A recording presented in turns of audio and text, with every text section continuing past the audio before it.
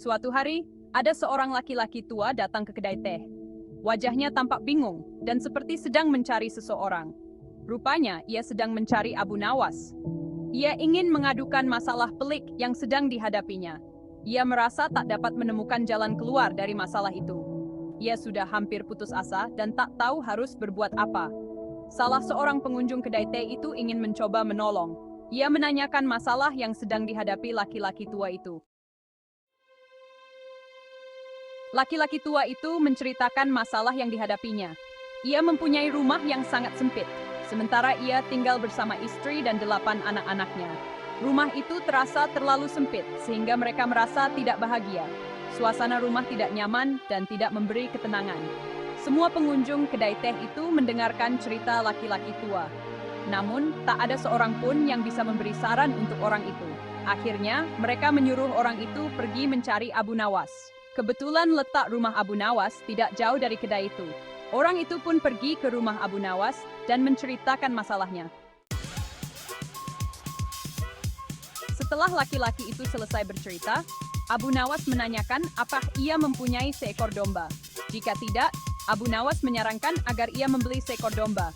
Ia harus memelihara domba itu di dalam rumahnya. Orang itu menuruti saran Abu Nawas. Ia langsung pergi ke pasar hewan dan membeli seekor domba, seperti sarankan Abu Nawas. Beberapa hari kemudian, orang itu datang lagi menemui Abu Nawas. Sekarang ia telah memelihara seekor domba di rumahnya. Namun, rumahnya justru bertambah sesak. Keluarganya merasa suasana rumah menjadi lebih buruk dibandingkan sebelum tinggal bersama domba. Mereka merasa sangat tersiksa. Abu Nawas menyarankan agar orang itu memelihara beberapa unggas di rumahnya. Orang itu menuruti saran Abu Nawas. Ia lalu pergi ke pasar hewan untuk membeli beberapa ekor ayam dan itik dan ia memeliharanya di dalam rumah. Beberapa hari kemudian, orang itu datang lagi ke rumah Abu Nawas. Masalah di rumahnya menjadi semakin runyam. Setiap hari istrinya marah-marah. Anak-anaknya pun tak betah lagi tinggal di rumah. Orang itu semakin putus asa.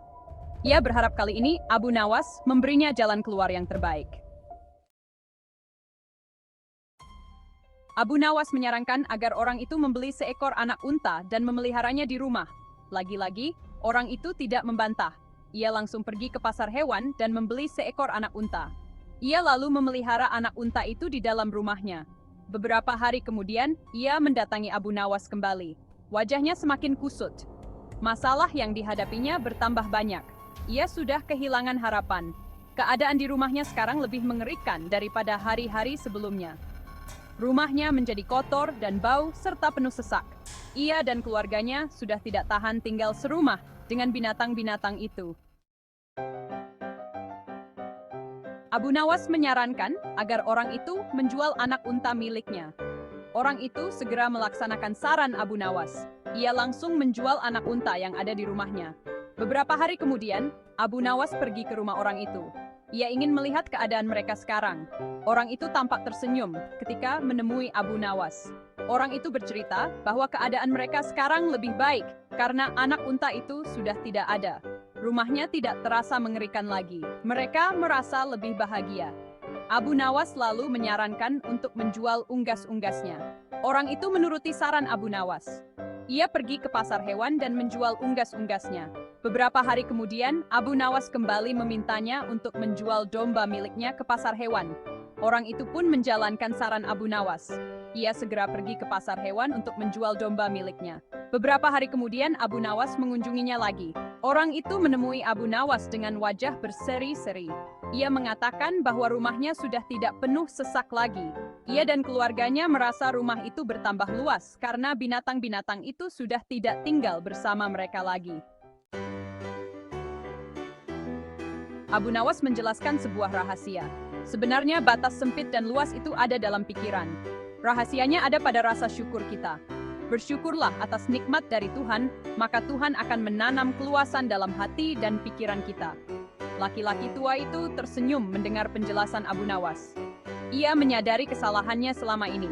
Ia dan keluarganya tak pernah bersyukur atas nikmat yang diberikan Tuhan kepada mereka. Kini ia bersama istri dan anaknya dapat hidup berbahagia, walaupun rumah mereka tidak lebih besar. Namun, bagi mereka sekarang rumah sempit itu terasa luas.